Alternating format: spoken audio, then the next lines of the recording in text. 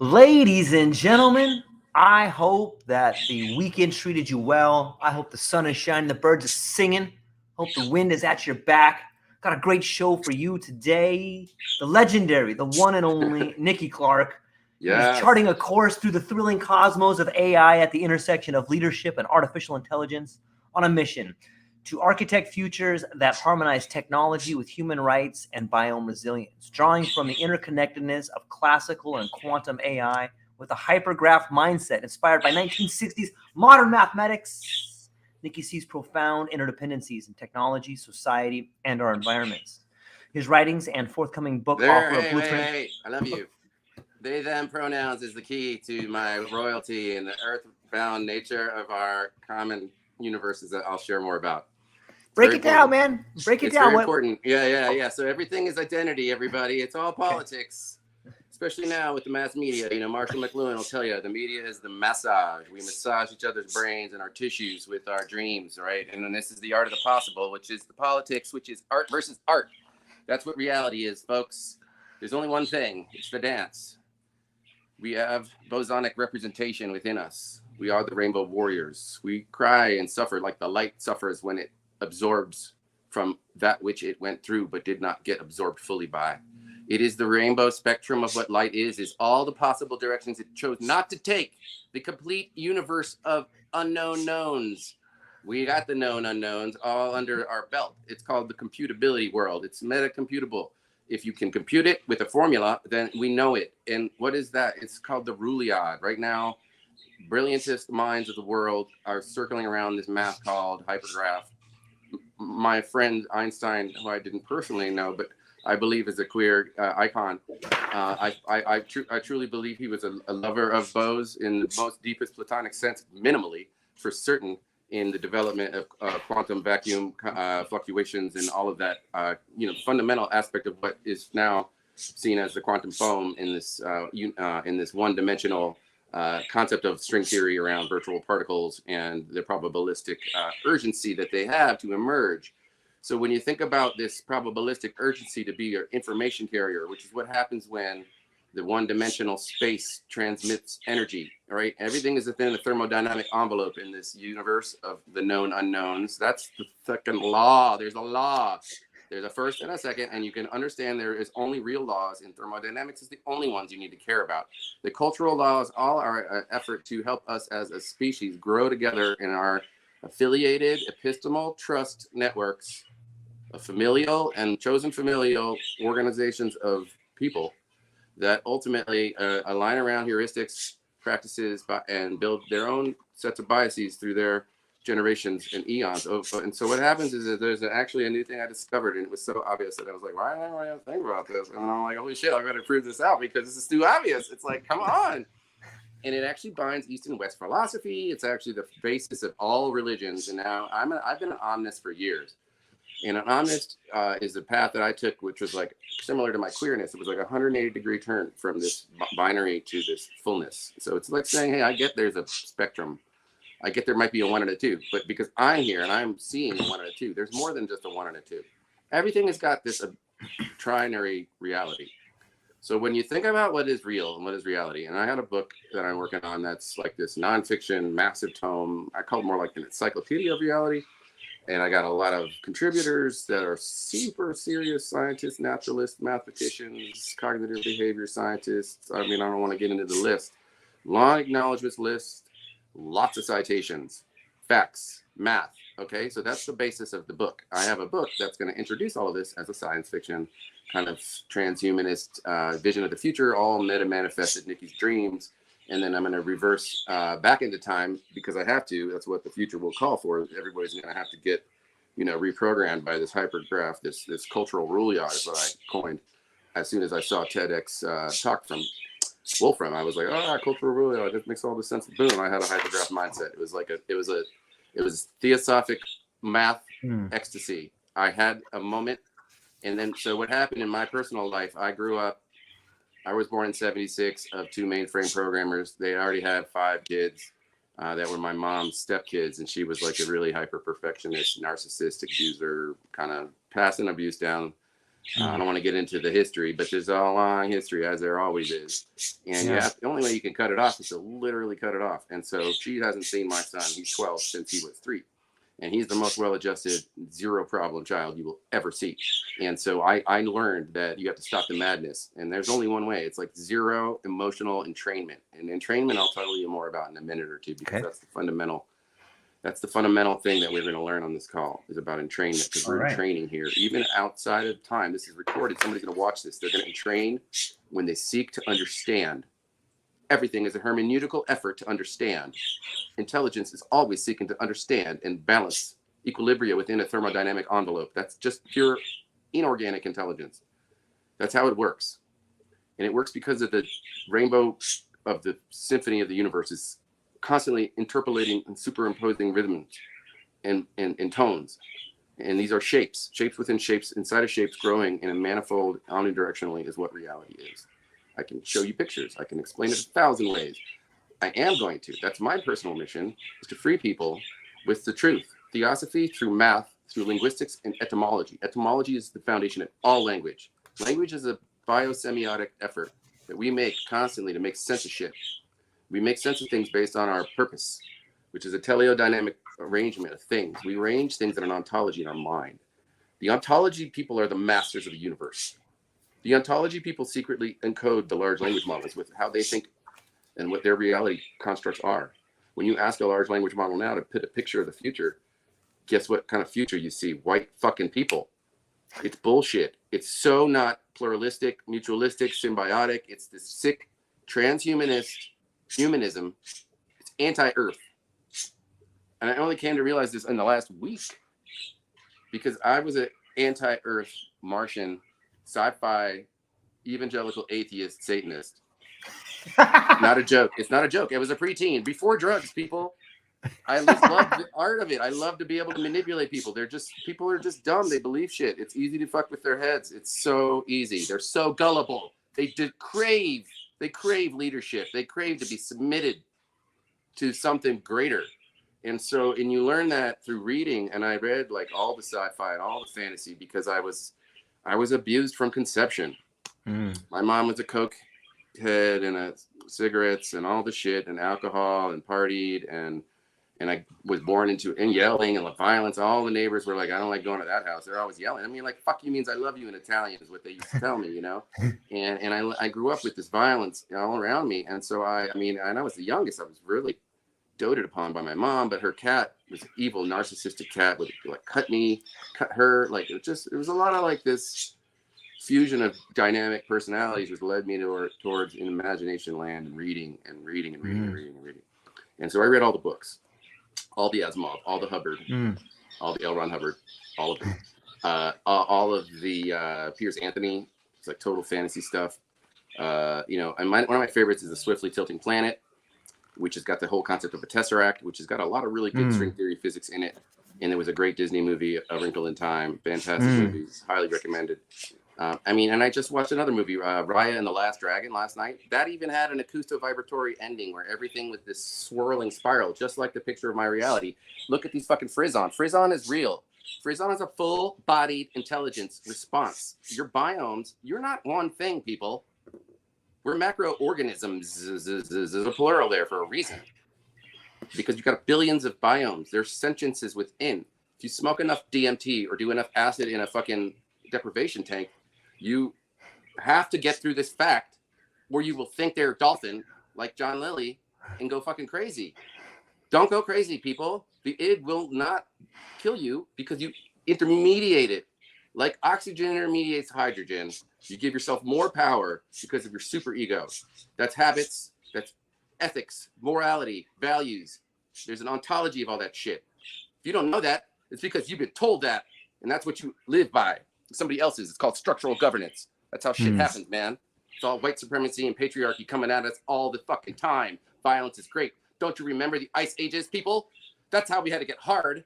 We had to make metal. We worship crystals. We blew it up. We fucking threw crystals on the fire and watched that shit glow. All those colors you see in a fucking fireworks, that's from crystals, people.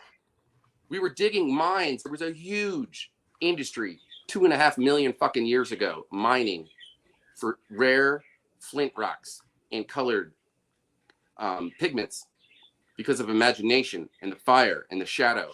I've written so much on this just this morning. Everything is a shadow game, dudes. Your mind is a shadow game. You came from the ocean. You saw the sparkling shadows at the ocean floor. You saw the flash of fish. You went toward it.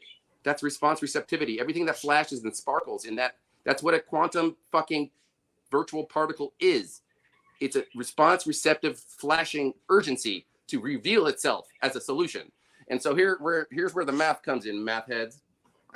I learned and this is all about words, right? This is about freeing you with the word. The word is fucking keywords. They're called keystone words. You know what a keystone is, right? Like we're building a linking thing. Right. We want to make a liminal threshold to walk through of understanding as epistemal trusting friends here. This is what the group is about. I'm intense. I'm talking intense because I love you. I love you. I want you to fucking hear this shit with the intensity of my purpose and passion. Because at the end of the day, epistemal trust is what it's all about. Do you trust that I have the answer for you? Zero trust is the fucking answer. Don't trust me. Figure it out for yourself. That's what theosophy is. Find the ecstasy. It doesn't matter what you think. Zero is going to happen. You will be zero. So the answer is happening. And I learned there's a certainty into zero, and not just in my personal omnist. So I came to omnism. I'm gonna get to that story. I met my son's mom in '93. Fell in love. I was like, we got a fantasy. She was into my harem idea. We were gonna be this polyamorous, bisexual, psychedelic. I mean, I was already doing a lot of acid and by the time I was 15, and like total space cadet, but making the grade, still in it. Ran for president. Used deceit to win. It was beautiful. But then I came out. And in a way, I didn't call it queer, but I came out, I was wearing dresses, I was dyeing my hair, I got a bad grade in government school. Anyway, long story short, we're in college.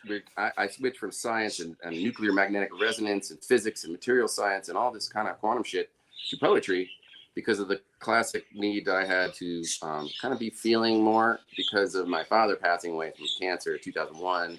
And that all changed my life. I mean, I was already deep into like psychedelic I was playing didgeridoos to the crickets, and like having call and response shit. I mean, I have friends with P-Funk who lived about 20 miles down the street from us. And we met him at the airport and we became fast friends. I had a recording studio. We used to jam, all sorts of shit like that.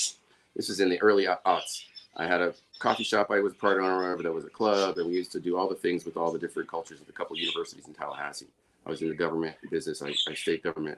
And I started with Deloitte. I went on Wall Street. I worked on the Lehman wind down team, and I did a lot of big shit stuff in Deloitte.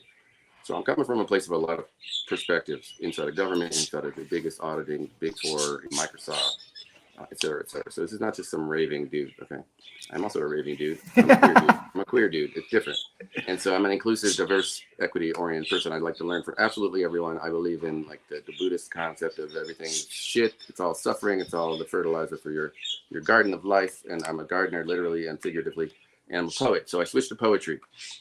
But my ex and I kind of drifted off. And I got more spiritual and she got less spiritual. It happens. It was decades. I mean, come on. So 21 years later, what happened was in 2015, I read the book Nature. I got back into reading because I had a huge commute from Brooklyn to Times Square where Microsoft was. And I read Cervantes' Don Quixote, which is the first literature, which is a fucking brilliant book. Yep. Brilliant. This guy is a tax guy. So he's already got a humorous, if you got to live as a tax guy, you got to have a little bit of a humor because it's kind of funny. Not asking people for money or else. Right. But you got to be nice about it. So he's already funny. So he's like, how do I get people to talk to me? And I'll just ask him about stories. I'll write it down. I'll make it a cultural game to learn. And that's how he did it. And then he wrote this, book of all these cool stories and he linked them together with themes and it was all deep and and I learned about storytelling and everything is a monomyth. If you didn't know, look it up. Joseph Campbell, right? It's just one fucking story, people. What do you think the story is? It's a 3-part, 3-act story. Real simple. Birth, life, death. That's it. Everything's just one cycle if you think about it really fast. So what happened was I read Nature. Fucking Emerson, dude. Mr. Psychedelic. 1833 people were shrooming in the woods if you didn't know that shit. And yeah. In Muir Woods, for sure, over the ridge of Sausalito. and where they had this giant Buddha statue that's probably like 20 feet tall. They would meet, and they were meeting there and like doing these all dudes doing their ritualized like Greek, Egypto hieroglyphic bullshit. You know, I mean, they still do that shit. It's called Bohemian Grove. You guys have heard of that shit. The only reason Alex Jones ever got any respect in my universe ever was because he was the only journalist that ever fucking went in there. And then they're like, dude, you can come in and be part of the Grove. And he's like, no problem. And then now he's part of them. So he's just part of the fucking machine. Once you expose him, the only way you're going to get out is going to be murder or you got to join him. And so the polonium eating problem of Putin is really what it's all about for me, because I'm queer and he wants me dead. And so I got to get into the heads of all the people of the world so that they see the world through my queer eyes, which is a hypergraph mindset, which happens to be a better way to think. It's math. So I said, all my jargon's got to be literal, math only. Every word you hear is math based. If you don't believe me, go fuck yourself. Zero trust. Go look it up.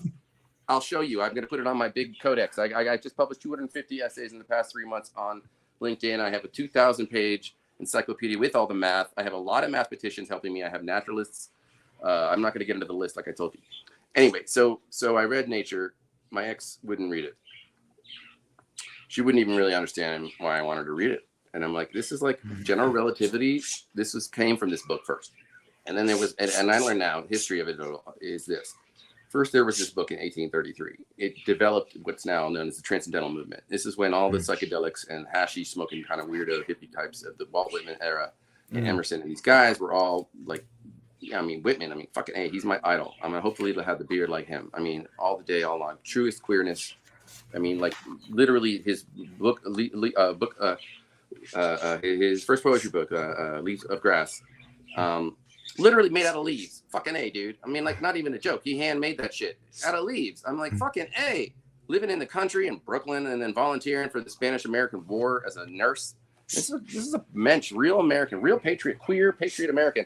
I'm a patriot and a fucking half. Don't anybody think that I'm not. But I hate the military and I'm never going to join. And they kicked me out of the ASVAB because I tried to do my math problems in the spaces and I broke the rules. I'm like, fuck that rule. Rules are stupid sometimes. And I'm not fit for the military. I'm fit for fucking presidency. I'm fit for something more senior. No, I'm not even joking. Fuck that, man. I mean, I got a lot to say and I got a lot of learning and I know how to judge people and I know who to help me judge people. So I have a primary partner still. She's not my wife anymore. We don't think sexual thoughts, but we're parents and we're co-parents and we're learners and we're career buddies and we're philosophy buddies and politics buddies and all these things. And she's 100% into everything I'm saying. And I got 100% of her confidence. And that's all I need. Fuck anything else, anyone else. Because I got her confidence, I'm done. So I had to learn the hard way about that. I learned about agency when we were divorced in 2015 because we had a domestic violence incident and I don't want to get into the details of it. It's going to be in my book. It was a really sad and regretful situation having to do with the recursive loop of trying to think about somebody else's what they want for you it's like those things like I think about you, like what do you want me to think about I want you to think about what you want me to think about. You know, you get these fucking psycho loops of trying to please other people and not being honest with yourself about what you are. And that's what relationships end up being a lot of the times when you're not true to yourself and you're not giving each other space for agency to find your sovereignty. And it might be that the agency leads you away because your philosophy changed. And that sovereignty, that cleanness that agency taking has is what I discovered. And that word agency became everything for me. And I studied Marshall Rosenberg, nonviolent communication, which is essentially about drilling down into how humans have a fundamental human being. And that's when it all started coming together. I got onto Twitter. I started going straight edge. I learned that I was hypomanic because I was only getting 5 hours of sleep, 4 hours. I was fine. I was listening to books. I was reading. I got a therapist. Top dollar, $400 an hour I spent.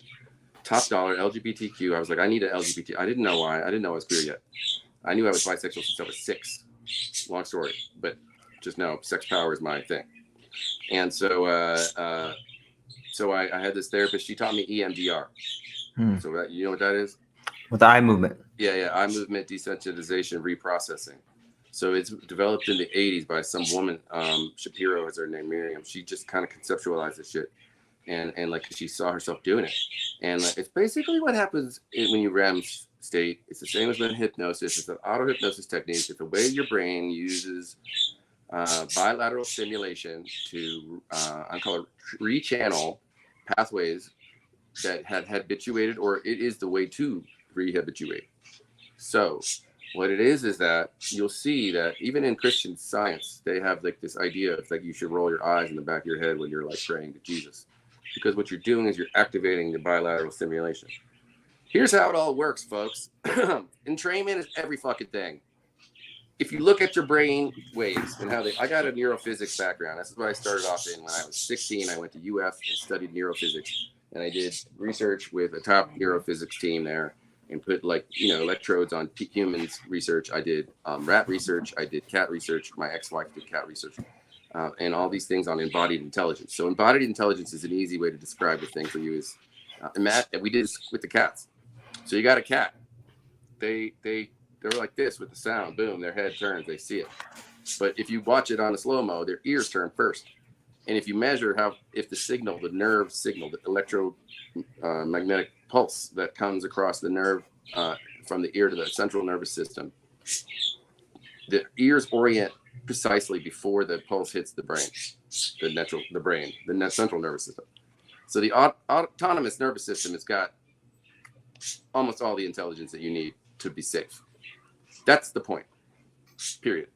And so I studied the autonomous nervous system. It's called the polyvagal system in humans. This is one of the most important. Know thyself is the most important maxim. Hiding anatomy because of vaginas being sexy as fuck and dicks being hot and assholes being gross but hot also. It's disgusting to me. It's a sin to hide human knowledge about our creation's gift. Fuck the people that want to hide that. I will battle them to the death. It will be my ultimate death purpose. Ultimate. I can't even tell you how much I get enraged. But here's some facts that aren't hidden, but through knowledge you don't have yet. For whatever reason. Healers know these things. Body workers know. I'm a body worker. I'm a light worker. I use sound. I use all the modalities. I can talk all day about all my healing arts practices. I call them all the curation cure. It's about using curative arts to curate the various practices because there's too many fucking practices. But what I want to share about is entrainment and the way the brain works in terms of the autonomous nervous system and how the central nervous system work together. And I'm going to use Freudian language to help because it's really pretty straightforward. It's a good triadic constraint system. All right. So what happens is that we have a lot of layers in the tissues of our brains. And intermediation between layers is what I like to use the term semantic interoperability.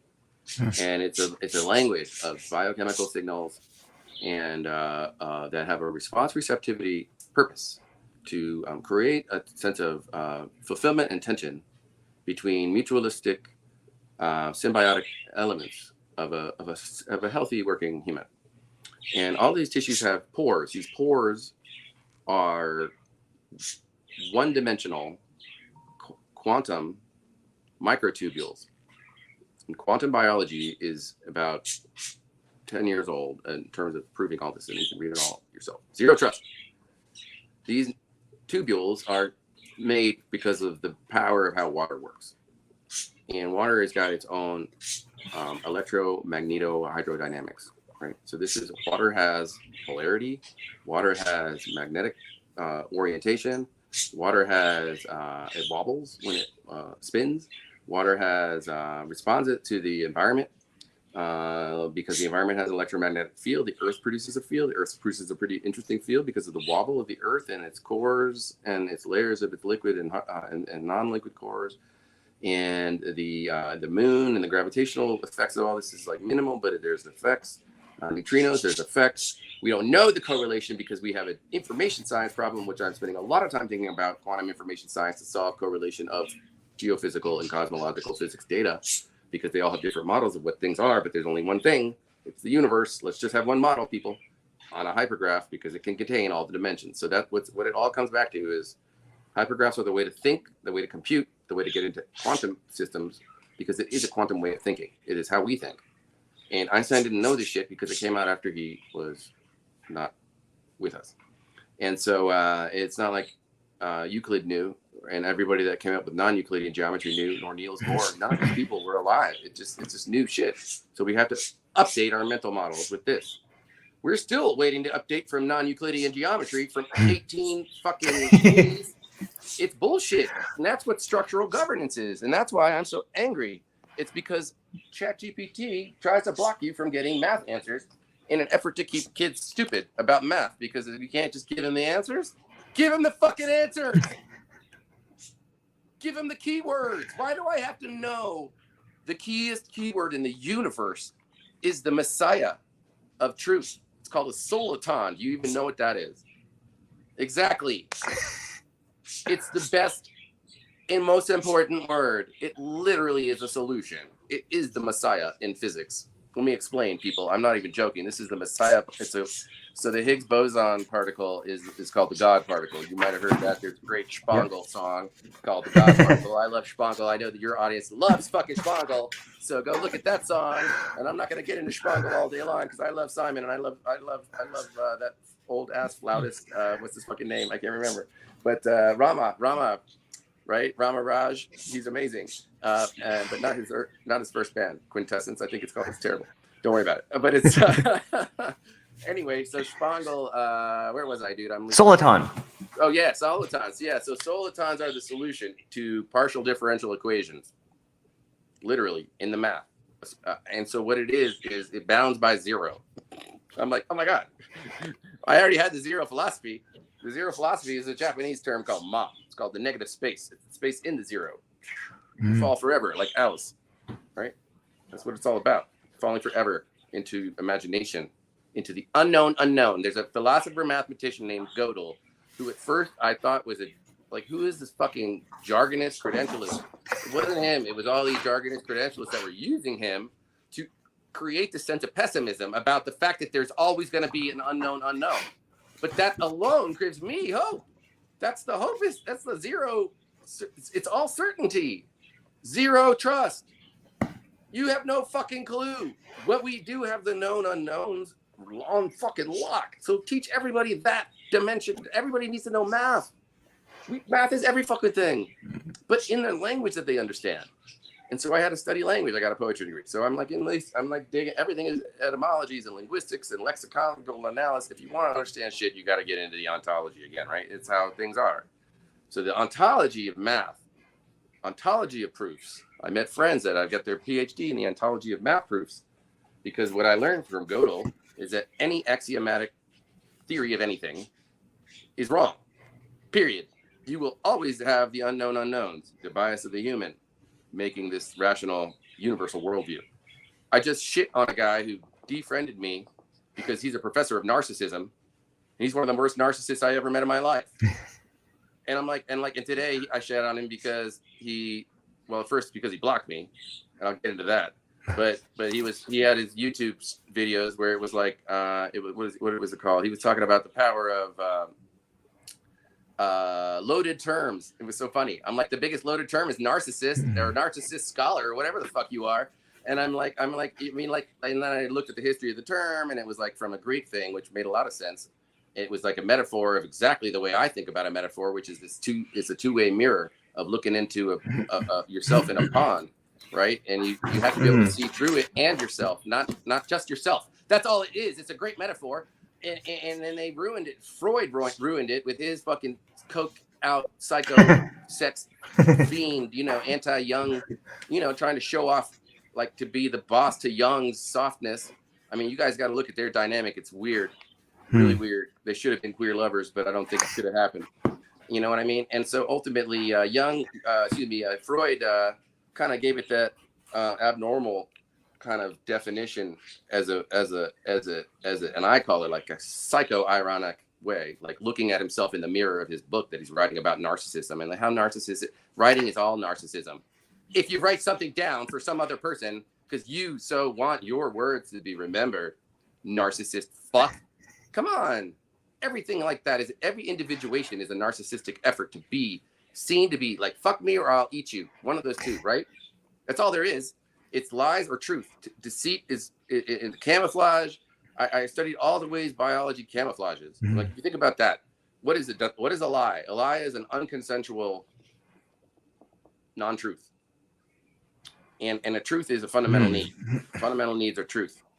And truth is been easily boiled down into maybe 85 symbols in African symbology in North Ghana that the Nazis knew about because they were studying that shit. They were studying all the symbology, the Norse symbology, Indian symbology, African symbology, so they can take power because symbols have power. Words have power, but they're more abstract. Words are a tool to be controlling other people. If you didn't know that, that's why there's 10 commandments. I figured this out too. You know how many things people can remember? 7. They can hold 7 in their memory, right? Most people. Everybody. It's all people, and it's mostly less than that. It's like I would say outside 7. You know, they say 7 plus or minus 2. I don't believe it. I think that the Niners are like, it's all Fibonacci sequence, man. It's all how many times you can fold shit in your brain. So I learned all of that. Fibonacci sequence is an evolutionary dynamic that happens in all evolving systems because of the ontology, temporal ontologies. If you start with a 0, you don't have just a 0. Think about it, folks. Close your eyes for a second. Okay. Let's visualize. Visualize a 0. What do you see? You see what? A circle? I see a circle. Yeah. Right. So what do you see then inside of it? A hole. Right. So you got 2 things there so far, right? What's outside of it?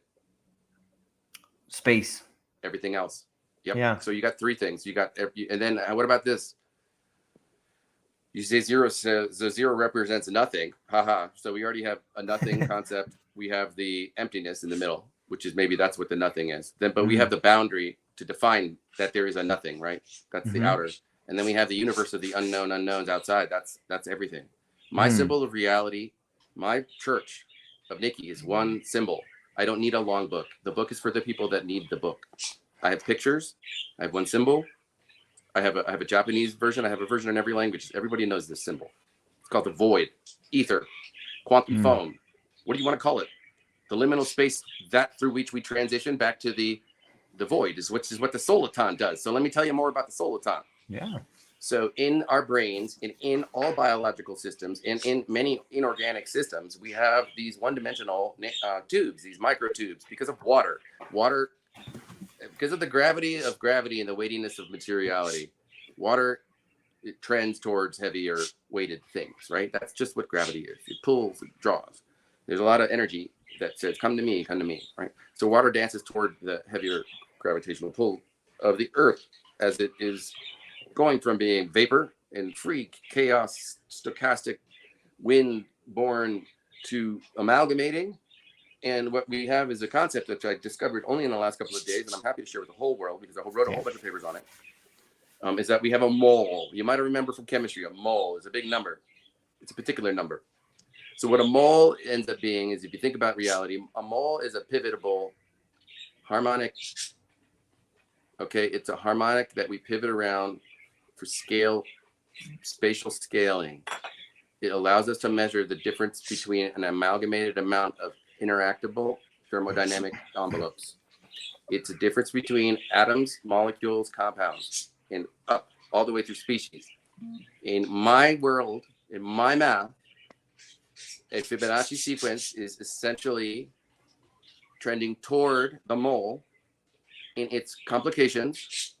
And at that point, we have a highest probability of a likelihood of a punctuated equilibrium point in the evolution of that thing, whatever it is.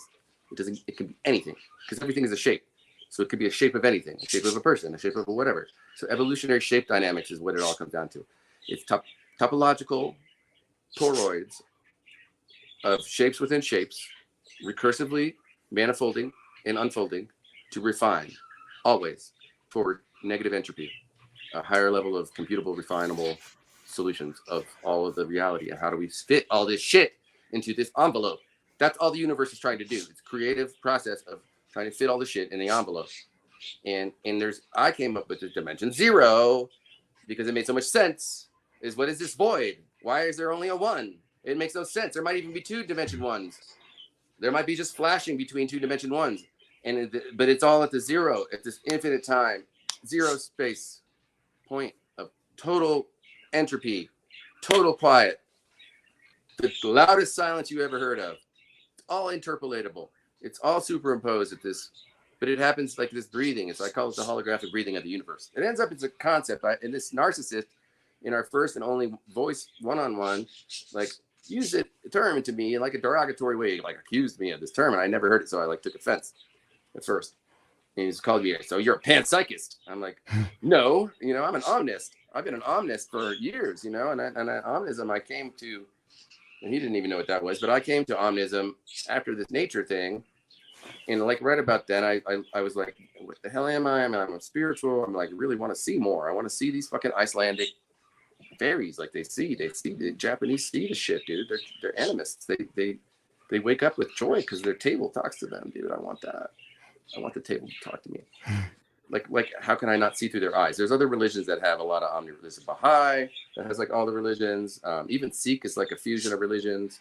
A lot of cool religions, right? And so I'm like, I studied religion. Joseph Campbell, again, the monomyth and religions come from Joseph Campbell. And so he studied all the myths. He's super macho, though. He's like masculine man. And he's no Robert Bly. But so light travels. Light has a monomyth, right? It's emitted, it traverses, it's absorbed. Boom. Same thing, right? So the bosonic truth of our emotional quanta is the boson is the sorrow mota, I call it. Like there's the concept of the neuro-ouroboros. So the ouroboros or neuro-ouroboros. I didn't make that up. That was another bunch of cognitive scientists I recently befriended. They haven't, well, I would say befriended, but we're almost befriended. I'm challenging them. I took their terms. I'm now writing hundreds of pages with their thoughts. And so that's what I do. I'm a macrophage. I like to eat every fucking thing and shit it out after digesting it and make sure I give credit and learn from everything and everyone. All people can teach. Everybody has quantum intelligence. Everyone can learn non-Euclidean math if you dance it for them. I can dance it.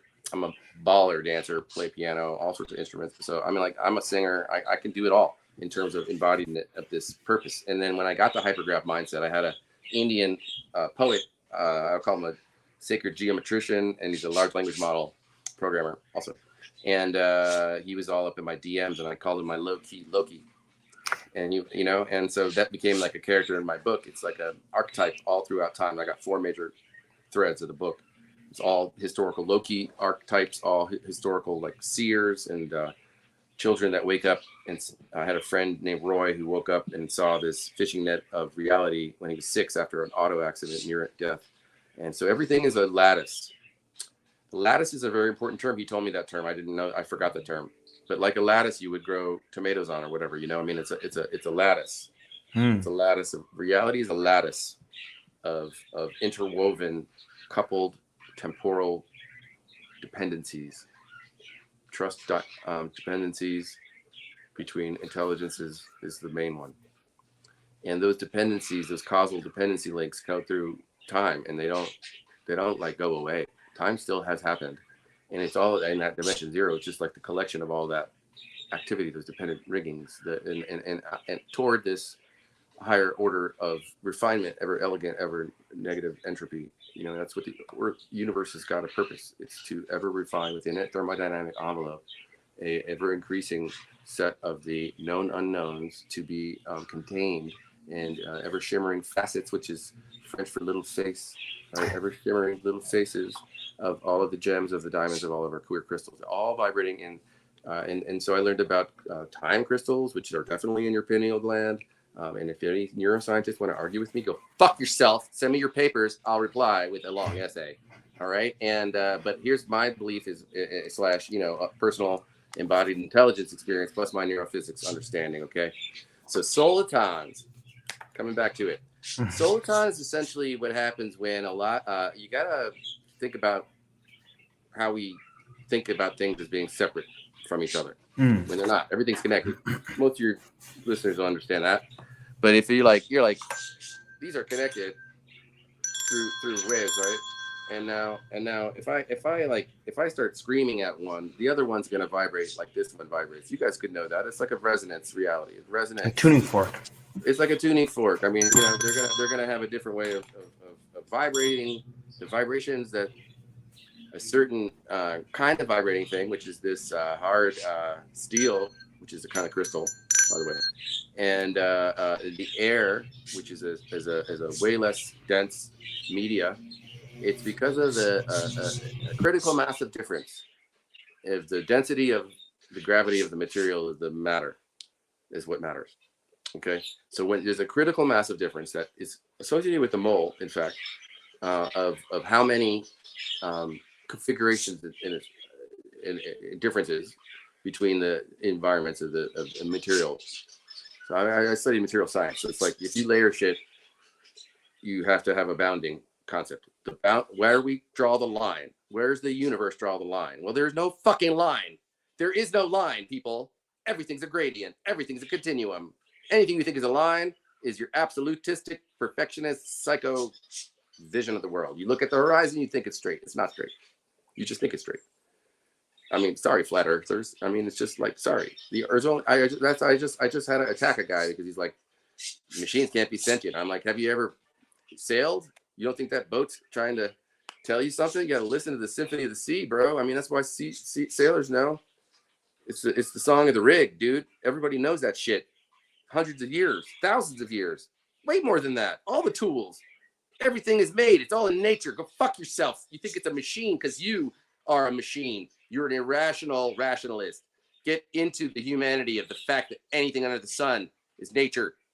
You don't have to be a Christian to know that shit, but that's what there's gospel for that, right? Come on. Anyway, I had to explain it's all the layers and the stochastic reality of the tiny little bugs and the problems that happen, and it's like all of that together collectively makes intelligence. It's a voice. You can hear it if you listen. But the quiet among us will hear the whales. Will learn their song. They don't want to tell us their song because they're sad. They think we're gonna murder them more. Duh. What the fuck? You want to listen? You got to be respectful. Have receptivity to what they are gonna say. That's what all about. I'm like. People aren't receptive to queer voices because we present what Jesus presented as a rebel. Christians want to show like, no passion or you die like the Romans did. It's like, why do you use the same symbol the Romans did? It's because you're structural governing. You're trying to get people into a state of incoherence. Every intelligence is trying to be coherent. Everything is about equilibria within this thermodynamic envelope. You assess the environment. You make a mental model. Even the fucking atom does this shit. Okay, the mental model is all the places you didn't go, like what the boson shows you in the rainbow when you assess it and you look at the absorption lines. It tells you every path of the known unknowns. It's all in the light already. We have to listen quieter. The gravitational waves. I have an astronomer friend. He's a neutrino astronomer. He listens for the timing differences in pulsars. He's a gravitational wave pulsar astronomer. Neutrinos is a whole other thing, but they relate to each other in how their kind of energies flying in the space-time, and some of them don't obey space because, like bosons, it's different, and because they're going the speed of light. So we have to understand all this shit, and I understand now about white holes as a drawing force, tractoring us in a way that results in a black hole event. And there's gravitons and this energy transfer. Everything ends up being information. In the quantum one dimension, it's just information. If you drink, I got all this mapped out. There's math to all of it. So what I studied is an epidemiology of memetics, how information transfers in a Fibonacci type of evolution from one meme to hundreds of millions. Because I was writing an essay on Zippity Doodah, dude, this racist ass song from 1946 that I sung in elementary school, kindergarten every day. I love this song. I still have it in my mix, but I hear it with an anti-racist mindset because it was heralded, it was awarded, it was credentialed, it was for 30 years. I went to elementary school in 80, dude. So 46 to 80, how many children, I want to know how many children had to listen to this every day? How many racist experiences came from this fucking structurally governed, approved, sanctioned, mind control? I'm like, fucking A. And it was hundreds and hundreds and hundreds of millions. You do the math. It's not, I like conservative starting numbers, The math is everything. Math is everything. So I'm teaching people about math. And then solitons, let's get into that. So lattices are crystals. Lattices are just shapes. It's a shape of like things that are organized in like parallel lines, basically, right? And a matrix is a lattice, right? A neural network is a lattice of neurons in a large language model, and it's a matrix that has matrix math associated with it. Well, lattices are cool, and maybe the whole, maybe all the quanta in the string theory is a big giant lattice, just super hyper complicated lattice, and with no space in between anything. It's just all the lattice. It's just some sort of maximum amount of energy available through information flow between particles, virtual particles, and particles. And I can see that. But ultimately what happens is from the void emerge solitons. And this is physics, you can see. And in bounded spaces where there is a lattice, like in a steep, and I give you the visual, it's real easy to see it. You get a piece of, you go to any science center, they'll show you this. Piece of acrylic. Acrylic is a kind of like a hydrocarbon polymer that has been, which is a long chain molecule that has, has enough opacity. It's transparent. They can put some light through it, and you can put some force on it. You can see these force waves. You might have seen it at a science center. You see the force waves. So what happens is in the middle, a standing wave emerges. That's the solution to the combined amount of the partial differential equations of all those combined force waves. Force waves. This was discovered in the 1800s. It's called a soliton. And a soliton is a standing wave that travels. It emerges, it travels, it has some sort of life, and then it re-emerges from the energy, from free energy, of the combined energy of a vibrating set of vibrations in a contained, bounded space. And so ends up solitons are everything, everywhere. The most important thing in the universe. It's in the sun, it's in the hurricanes, it's in the hurricane of your mind. It's in your skin, it's how you see, it's the glistening, it's everything, it's every fucking thing. I actually think it's what the Scientologists think of as thetans. And I'm not a Scientologist, but I mean, L. Ron Hubbard wasn't dumb at all, dude. He was smart as fuck. I read hundreds of thousands of his words, hundreds of thousands. And sick guy, manipulator, dark force in that way. But, you know, that's what the nihilistic atheist in me would have said. That's what, who cares, you know? That's the law of the jungle. Well, I don't believe in that. I believe in earth-bound, negative, entropic, civilized people coming together around, better language around epistemal trust of the common and fundamental human needs as defined in the UN Declaration of Human Rights, which was used a taxonomist excellent categorization of fundamental human needs. So these fundamental human needs were already identified tens of thousands of years before in Africa as the symbols that the Nazis tried to steal and others, and that I now have built a language to map them to our emojis. So we now have a new language in my mega book. This is a big area to free people to use emojis to cross-pollinate ideas between cultures on top of their language. And I developed an omni language writing process and a set of machines that help use my theories, my morality, my vision to create art, every kind of modality of art. I got essays, I got research engines, I got like zingers, ads, I got poetry, I got all of it in omni language, like every single high value language in their native character sets with English hashtags, with emojis mapped to this Ghanaian ancient symbology language that I mapped to emojis through this process of about 85 different symbols. And so that's how we're going to free the people, is with the word, the keystone words. Keystone words are the words that link shit. Soliton is the fucking linking keystone word.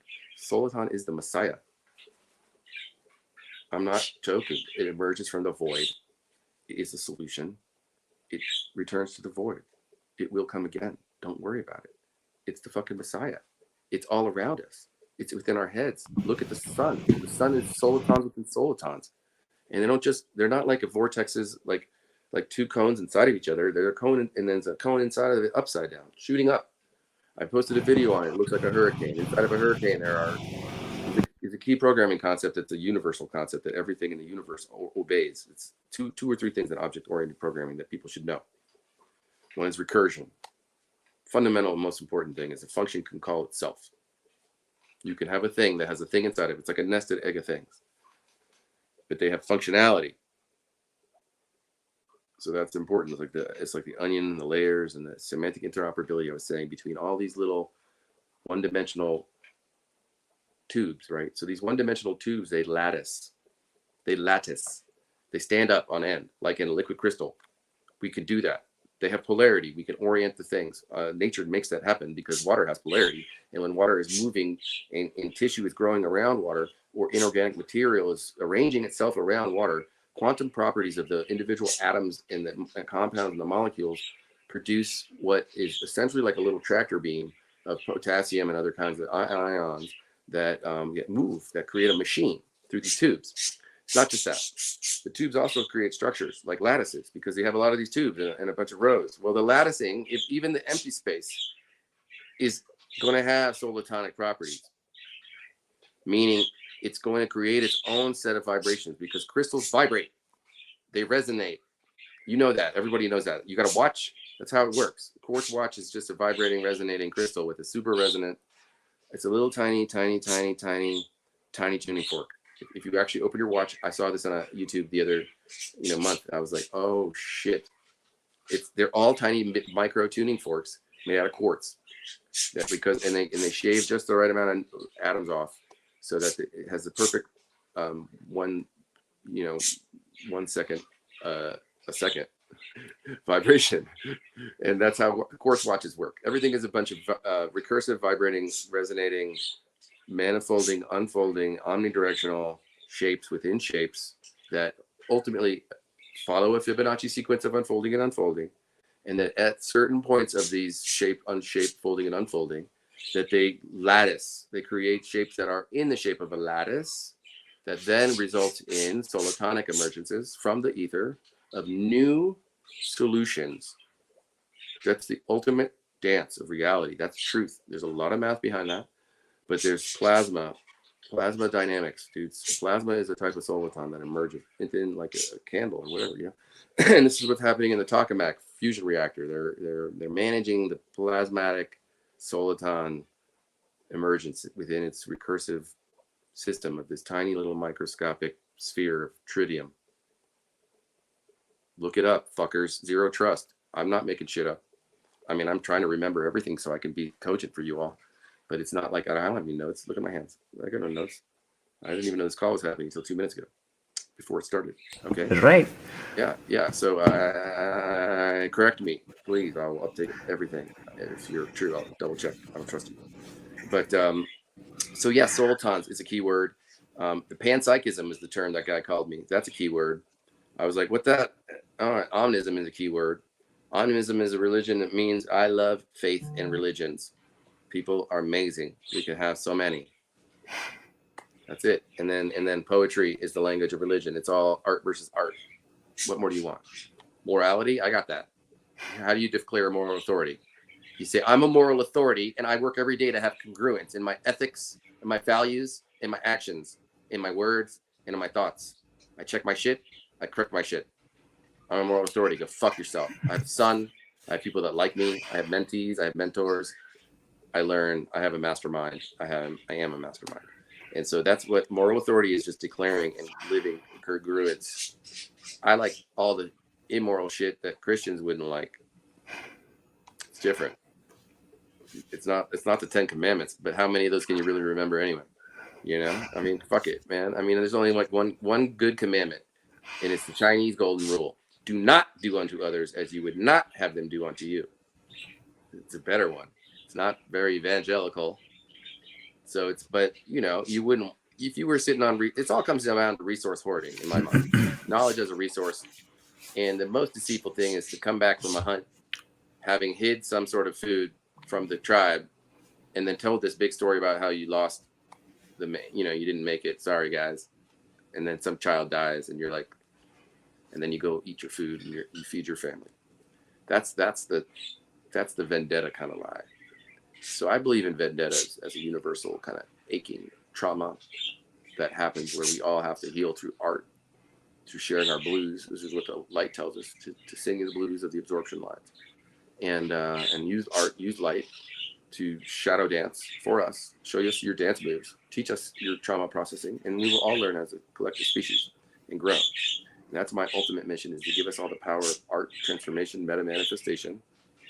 Not that secret bullshit. That's sick, crazy talk.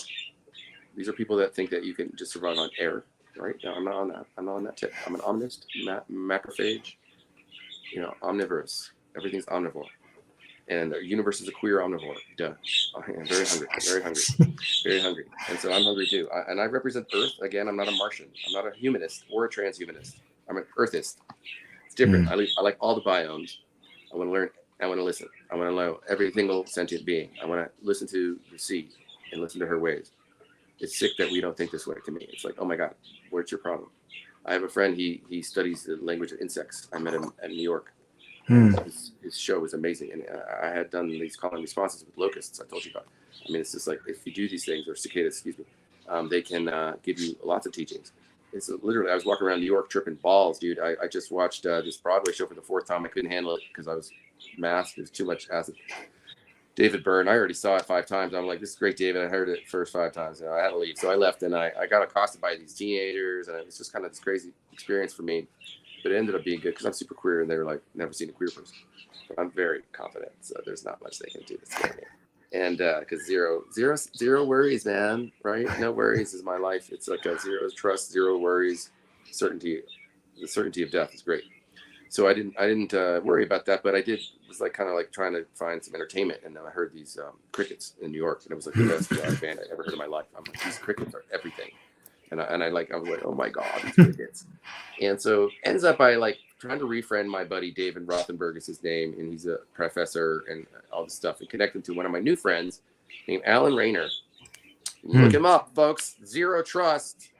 People, I love you, but at the end of the day, Alan was up in my DMs putting poetry all in my ears, dude. I'm a poet, and I like crying. I'm crying. I'm like, who is this guy? I didn't want to really know who he was, and I'm just gonna give him all the love. He inspired me. Like within 24 hours, I wrote like 20 new essays. I couldn't even believe it. Poems. I built a poetry machine. I built a Fibonacci phoneme weave. I call it a phoneme. Phonemes are like the fundamental meaning kind of quanta and information how we hear, and poets make emotional spaghetti out of your brains by making you go back and forth in your thinking by twisting up reality, because they're dream architects, like anybody that can be, because everybody can be a poet. And so I built all these things, and I'm writing stuff for him, and I'm sending it to Alan.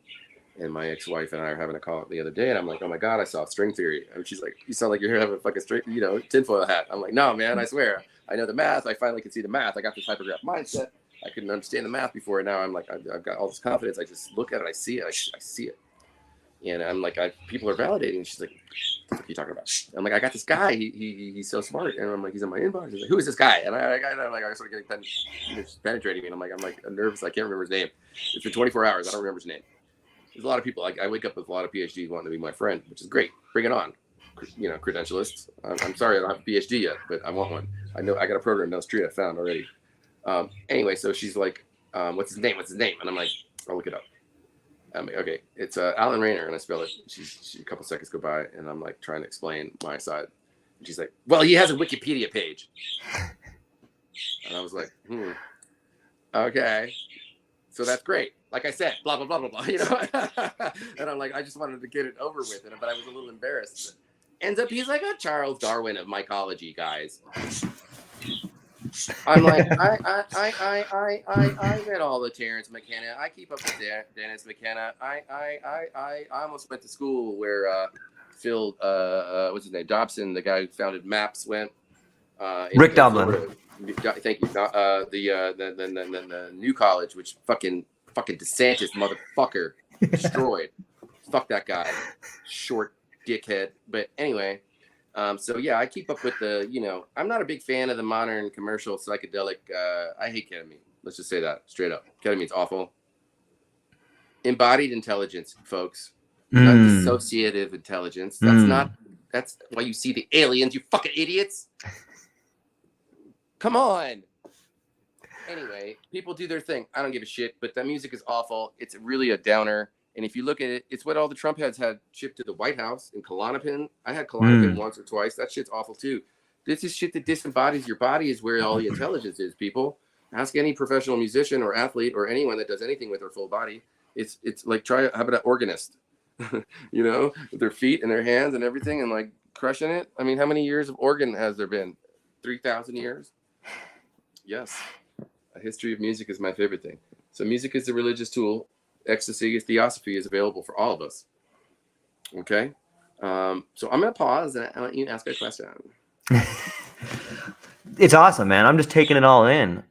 I was taking one part that I was thinking about right now when you talked about the story, the myth of the people hiding food and not bringing it back for the tribe. It seems a lot of like what's going on right now. You know, like when you Well, talked we're about making up non-Euclidean. look. Yes, I'm sorry to fucking yell at you. Drop it. Jesus. So you got to understand, Chomsky is ironically the same credentialist problemeer that people that say, I know the truth, there is manufactured consent. What's the irony of that? Isn't there a paradox with that? That's manufactured consent in itself. Credentialist manufactured consent with jargon that isn't rock hard, solid, reusable, repurposable, elegant nature type of evolutionary science, biomimetic, reality-based physics phenomena of metaphysics. If it's not that, get back to the drawing board, fucker. It ain't nature. It doesn't have billions of years of intelligence reprocessing and figuring it out and exploding planets and shit. Come on, you fucking idiots. You think you're going to come up with this yourself? Everything is there for you in nature. Plato knew that much. But what he didn't understand was that there's this thing called synesthesia that happens. It's natural. You can do it on drugs, or people are born with it. They smell sounds and they hear colors and shit. You know, it's different. They have a different sensual world. Right? So I developed a term called sensual wisdom. And it's more accurate to our biosemiotic nature of how signs, symbols, all the five senses synthesize in context as needed for survival, thriving, all that, right? As the dance. If we want to dance to get fucked, or we want to dance to avoid being killed, or we want to dance to confuse something we want to kill, you know, any one of those things, those are basic. That's the basics. That's it. That's basically all there is in the intelligence, right? And so it's the dance moves. It's the way we use heuristics, which is a method of learning tools, of processes in our methodologies, which is an organization of our ontologies, which we need for a purpose, such as a teleology. At the time we need it, we have an epistemology of the world view based on the teleology of the time. And that's what an ontology is. It's a purpose-driven thing that you whip up based on all your senses in your biosemiotic reality in context of the thing, whatever that entity or environmental reality that's messing with your thermodynamic equilibria. You're hungry, you get hangry, you look around, what could I eat? That thing looks weak, you know? I mean, let me intimidate it. So you do these intimidating things. And one of the things we do to intimidate is we flood. We flood. So 5 is easy. It's a lot. 10's a lot. 10's a lot. That's why we got a separate hand. You know, I mean, we can just, you know, we start having to cross the brain boundaries when we have to go into 10. You know what I mean? It's literal. It's a literal problem. You have to fold and unfold. So 10 base decimal system is a problem. We should probably be on 8, like in binary, as just a culture, or 7, or 6, 7. Some sort of prime number would be more cool. It might result in more cool tech, digital. So the whole history of digital is the history of rationalists and people on the spectrum that don't have a lot of social skills, that were, for whatever reason, that were culturally, structurally in a closet, as it were, literally, figuratively, and you know, brought out, never allowed leave the closet when they went to build the first computer, the Colossus, to beat the Enigma machine. There's a lot of history that only came out in 2002 because the British hid the history while they sold the Enigma machine as the state of the art and were cracking codes of their friends for 30 fucking years. And then they didn't tell anybody until 2002. And it's like, I just saw this hour-long video in the history of this thing, and it was like, you got deep into the physics of how it worked and why it worked the way it worked, and all these things that we didn't get into the computation world because they were hidden, and they stole, a few of the guys stole a few things that they shouldn't have, and a few of the things they invented got in, but most of it didn't. And so we were behind by decades because of this. What happened is the shimmering effect of politics when you forget about your fact of omniscience and omnipresence, which can come when you meditate or you take a lot of DMT in a safe place. Then you can be omnipresent and you can be omniscient. Omniscience is an ineffable state. You're not going to be able to tell anybody about it. You might be able to paint it or dance it or sing it, but it's going to be a fragment. And so when you forget that, you forget the truth is already here and that everything's within you, and that, you know, the answer is here. It's done. It's zero, dude. It's certainty. It's the void. It's always there for us. It's always this emergent truth, right? The soliton. And so we don't need to forget that. So we get convinced that there's different things than needs. So the perception of reality is everything.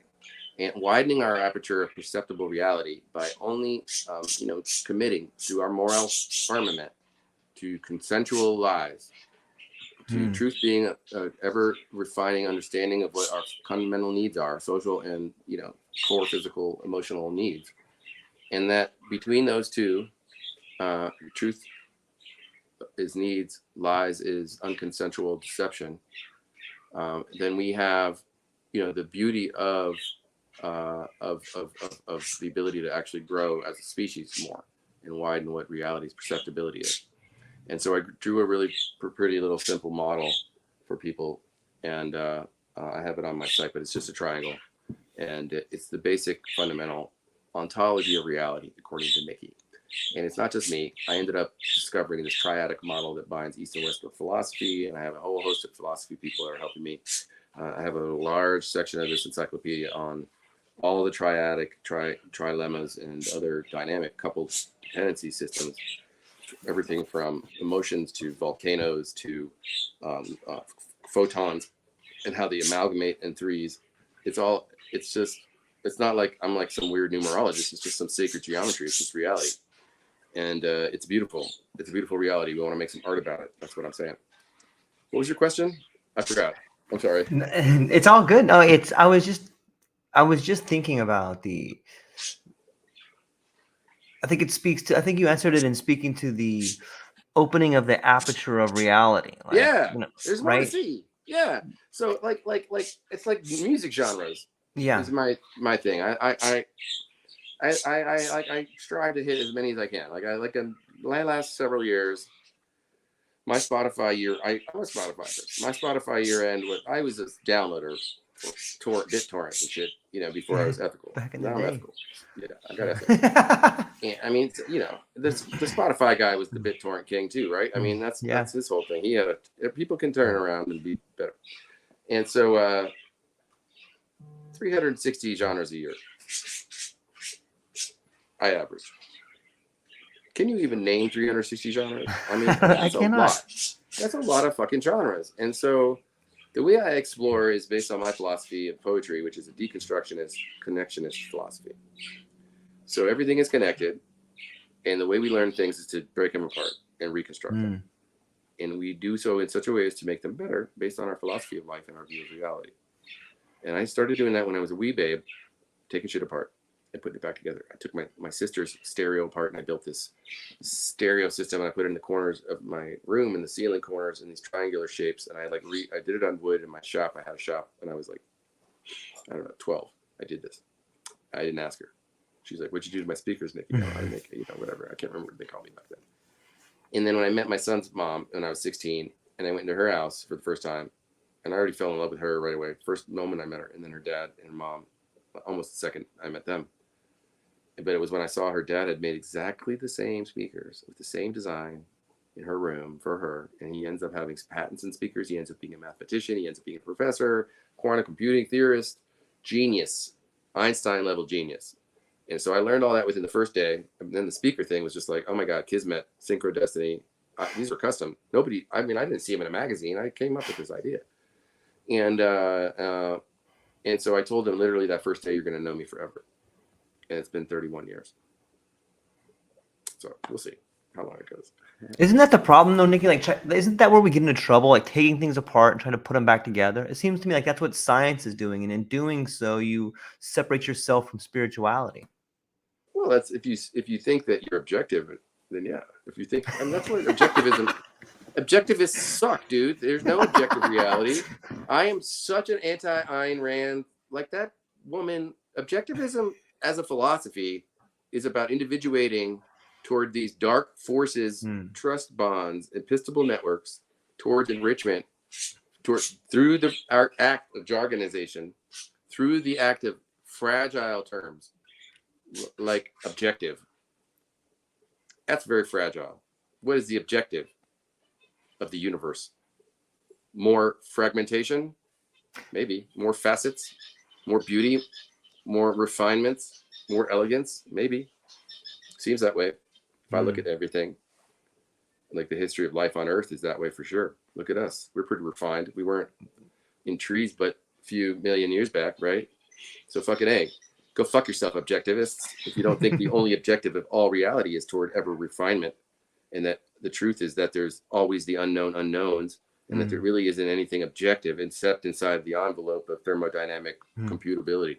Then I'll agree with an objectivist. But if they don't caveat that shit, then I think that they're just sociopathic, egomaniacal fascist types, a la Hitler. I mean, it's just a Hitler kind of mindset.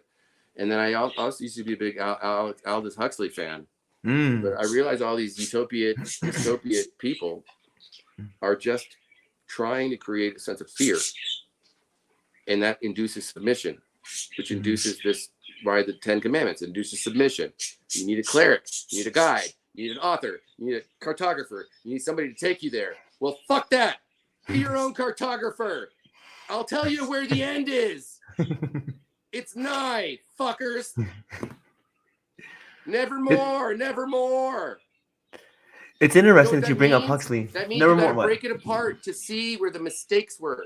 It means lessons learned. It means learn from your mistakes, not just yours, your history, your past. Own it. We have the weight. We owe the debt to the sorrow that our ancestors are implied in the ancestors that we receive privilege from. Those ancestors, and if the way they got privilege was dishonesty and deceit and violent, vitriolic murder without a love for humanity, then the universe has a vendetta through which we need to articulate our artistic freedom through a transmogrification. It's a metamorphosis, it's art. We have to sing the sorrow and accept the reality that these were the wrong ways. It's moral authority to address this fact that white supremacy is wrong. It always has been wrong.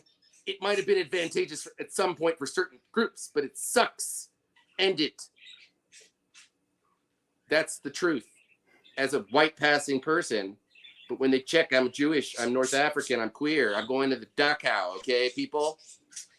I seen in the 13th century medieval cities that had their entire city landscape repainted when they eviscerated the Jews and they burned their synagogues down. This is what we do, people. We extinct shit. I have a lot of chapters. I call it glorifying our horrifying. All right? That's what we do when we try to pretend like we don't have an addiction problem. I was a whippet addict, people. It was really bad. And I don't know, you guys are probably going, hey, you can't be a whippet addict. Fuck you. You don't know shit. It's very understudied. But it's true. I can tell you all about it. I can tell you what it does. I can tell you why. I can tell you the physics because I learned it because I've been off of whippets and now I could read more. I could do more. I'm on nicotine, which actually increases your attention span, but it gives you the same kind of mellow. So, and I had a friend that helped me off it because she didn't give me judgment. She just gave me facts because facts free you. The word frees you. Keystone words, dude. Everything's a keystone word. All right. Hidden addiction is a real thing. It happens all the time when you're sad and you need to numb out and you don't feel like you're seen. Invisibility and bisexual. I was already invisible. I just went underground. I wasn't like, it was not on my sleeve or anything, but it was like, nobody thought about it. So I'm like, whatever. And, but now I'm like, I'm queer. I'm going to be all out. I'm going to show my art versus art identity. I'm like, I have philosophy, people. I'm going to like every shred of my body will have an explanation and a manifesto. And then you will see me across the street and know that I represent humanity's best of hits, not just humanity, all life, best of hits. I got Garden 1 awards. I mean, I got art up the wazoo. I poor as shit because I bought art to see myself in the reflection of my reality as a resplendent, beautiful flower to be plucked. You know, pick me. Because I want to be loved. I'm like, I'm generally lonely, you know, and I mean, I'm not getting less lonely by all these words. Don't get me wrong. I got a lot of loving people, but they're like a flock of sheep at this point, you know, and I'm a lot of them. And I like a lot of great sheep. Don't get me wrong. We make some wool. We'll make some music, you know, but it's like ultimately, I'm looking for a beautiful woman with a lot of underarm hair. If there's one out there, hit me up. Come on. I'm going to keep growing the beard. So I can't go away. I got to book a photo shoot to think about. But yeah, so solitons, a lot of keywords. And so the way the brain works is through all of these layers and all of these microtubules. We have, all these processes going on, quantum one-dimensional processes. And we also have this, this ability to concentrate our thoughts. What does that even mean, right? To attend to things. Well, what I understand it to mean is if you think about the brain as this hurricane of a toroid, the shape of a donut, but it's all swirling within itself. And there's inside of this is also more toroids, all within each other. And it's like recursive toroids within toroids of solitonic producing vortices. So what happens is when a soliton emerges, the thing about it is it has a state maintenance between solitons. So a soliton can emerge separately, separate space-time, and be like mapped. It's crazy, spooky. Action at a distance is what Einstein called it. So it's like an entanglement of a wave. Well, it's not like it. It is an entanglement of a wave. And so you can have similar solutions to similarly stochastic realities that simultaneously emerge in separate spacetimes. Well, what is that? That's called mutual understanding.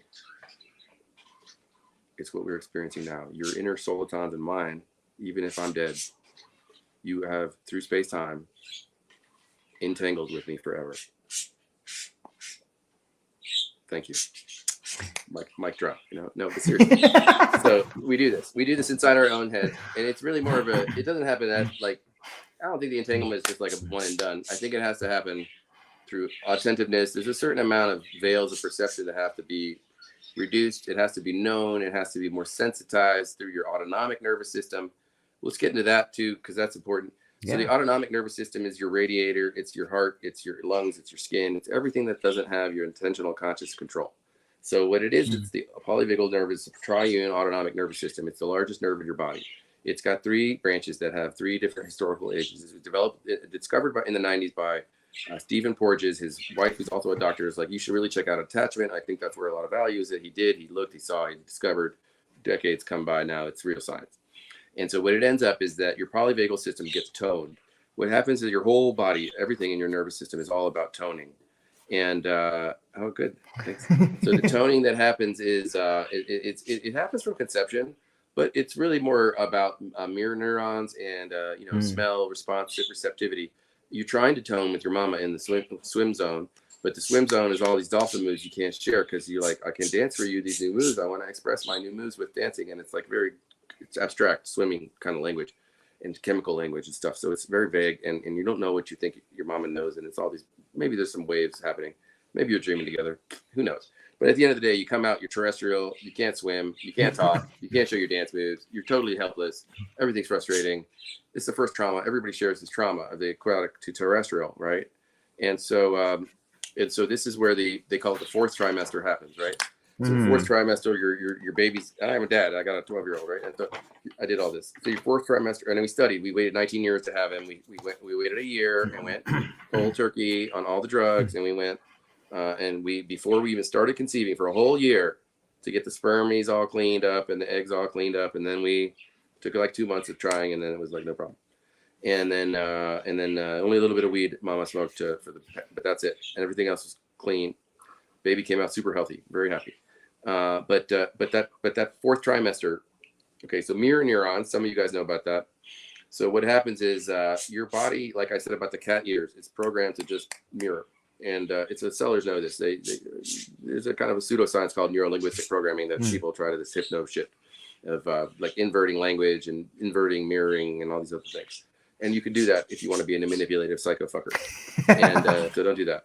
But that's what people do, and so it's how we operate, and we learn this way. And so I saw my son; it was so crazy. I'll show you some of the shit he would do with it. Where's the camera? So you do this kind of stuff.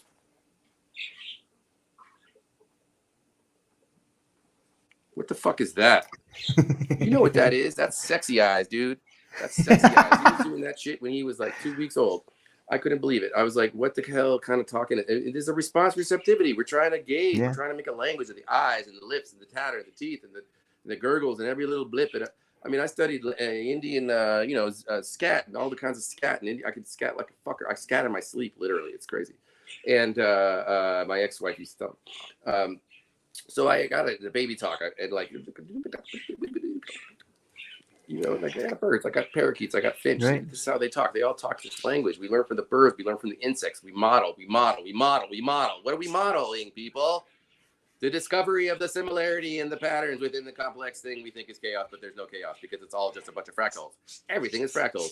Everything's an evolving set of fractal systems.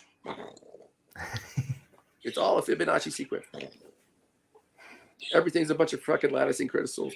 There's solitons and solitons, always happening, always, always. Time is forever. You have this ability to be in infinity when you meditate. I swear, you have to remove the veils of perception. It has to not be about meditating. It has to be about removing the veils. Meditation about meditation is an ego game. I mean, you could be a mindfulness addict. Don't trust me on this shit. I read about this. This is fire. You can also be an addict of using Marshall Rosenberg's nonviolent communication. You can be a fascist, awful human. I know a number of friends that have gone through hellish, inarticulate, unskillful, absolutist adherence kind of grammar Nazis around Marshall Rosenberg's compassionate communication. It's supposed to be. And so, like, if you can't speak compassionately in the right way with the correct, don't you have the needs list? Don't you know what you want? Even look at the feelings list. I'm like, you can imagine that shit. Like, and like queer people, like people coming out, like all the feelings, all the stress, all like, look, when you come out as queer, which happened to me, I had a queer outing, and it was 2021. I had a neck surgery and right before COVID. I had like a spinal fusion, pretty existential situation. But the queer coming out is a pretty important story because I and it had to do with the whippets and the ecstasy and all that kind of thing. But it was mostly like the I found this show on Bravo, I think it was called, and it was the Vogue show. Do you remember the name of that show? It was like a competition Vogue show about these little chosen families of these queer, mostly they were trans or non-binary, mostly persons of color, that found through their art, trauma bonded and elevated to a healing art for all of us. And I learned through this show, which I can't remember the name of, sorry, Vogue or some shit like that. I can't remember it. But I learned about voguing. I didn't understand voguing, so I learned voguing. I got much more into Beyonce. I watched her Coachella documentary, and I learned about. I just wrote an essay this morning last night about slaying in the Vorpal blade from the Jabberwocky and like empowering people with new language, semantic interoperability, bridge to the future with power. That's what I want to do. Just like he did for women, for young girls to know they can have a Vorpal blade and go up against a fucking brutal man of Jabberwocky. A Vorpal blade means something really interesting when you look at the etymology of it. It means wary of a brother, to be wary of a brother. It's like a molester thing, dude. It's sad. He needed to empower people, and it was like also a dark shadow. I don't know if he was a molester too, but there was a dark shadow in it, and a shadow game, and this whole idea of this Alice's adventures, because ultimately the Jabberwocky is us in our darkness and our unconsensual deceit, right? Consensuality is an acknowledgement of her sentience and a seeking of response receptivity. I'm a omnis. I have animism is part of omnism, so I seek to see and believe and hear for the song of the rig. The rig is the ship, is the ocean rig, it's the oil vessel, whatever you want to call it. It's the machine of the built things, built by hands of creators, human or whatever. They have a song. We hear the song. We need to know the song so we can listen to our part to improvise. So improvisation is one of my favorite things. I only improvise my playing my music. I sit and I practice, and I now had a hypergraph step change to where I am now. I listen to 125 hours of Beethoven strategies, and it was just slowly matriculating. And then I woke up one day after one of my friends, Soundcop, the Loki, he just got into my DMs, and I woke up. It was nothing to do with music, but I woke up because I was thinking, because of poetic sacred geometry, I was thinking differently. And I sat at the piano and I played like I never played before. I finally could do it, and now I can't stop. I can't not do it. I can't not have this mindset. So Viktor Frankl is the most important person you should all know. Man's Search for Meaning, a book you should all read. Mandatory reading, Nicky 101. This is a Holocaust camp survivor. This is a person that saw where the song in your heart can keep the hope alive in the most duress. Everybody has the relative duress. The richest people, even the most pampered, we all have the most baseline trauma, I said, of the terrestrial from aquatic. We couldn't tell mama about the dance moves. It's very sad. And some people, I tried to show my mom. My mom's a little crazy still. But so we can always say everybody's got that trauma. And until there's such a time as there's all these Nicky babies and all that, right? That's going to be a different kind of thing. But the trauma of Holocaust surviving is a pretty serious one. So we got to think of that one as a real place to come from, a wisdom place from. So Viktor Frankl has a lot of wisdom about how to survive under the duress of the most trying of anti-human circumstances, anti-earth circumstances, honestly. And so his message is a message of logotherapy. It's a message of teleology. Purpose is a song from Book of Mormon, I believe. It's a funny song, but it's a purpose song. It's a purpose song. And when you can, I learned from this Croatian professor I dated in New York, still before I came out as queer, as I was separated in 2016, and she was a professor of ethics. And I just learned ethics. I learned agency like the year before. I'm like, and she's a BDSM. She wants me to rape her. I'm like, okay, I'll learn that if that's what you want. You know, I'm an actor. I can do whatever.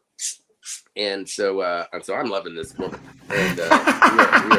That's so crazy. It's fire. This is great. I'm like, I got the mouth thing. I got everything. I got hundreds of sex toys. But I'm like, that's not what I like the most. What I like the most is helping her with her papers, dude. Thinking about Kant, and like her thing was all about women leadership and how they actually henpeck each other into the white supremacy model, which is how the insidiousness of the white supremacy model and patriarchy is. It's internalized by Black people and women and others as a winner model. I mean, lying wins, so people like liars. So you think that I should cheat because cheating wins, then nobody would ever cheat if cheating didn't win. Right? So cheaters win, and we reward cheaters. Some of the cheaters like to do corporate secrets and patents and steal things in a way that the patent officer, doesn't know about. Whatever. I mean, there's always these things, these dark arts, man.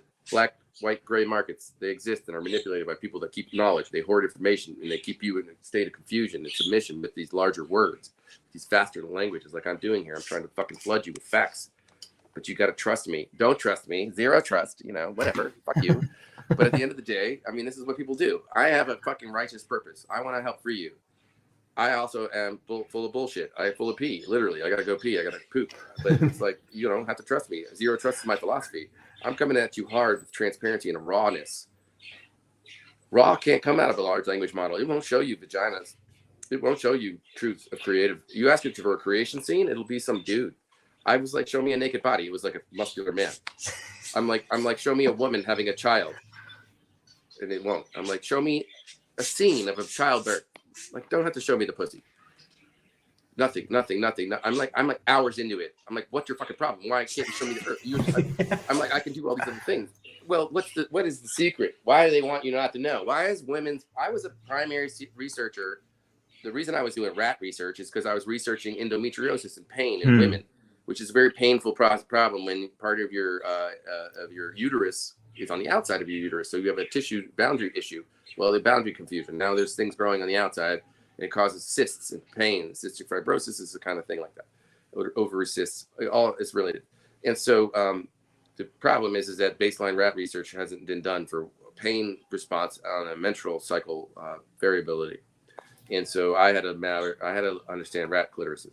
So I know, like, I get a little rat and like kind of get a thing and put a tube in it and get a tube that blows with water. The rat runs through a hole and they set off a light beam and then the pain goes away. The tube deflates and you get this. You do this for months. You schedule. You map everything to their menstrual cycle.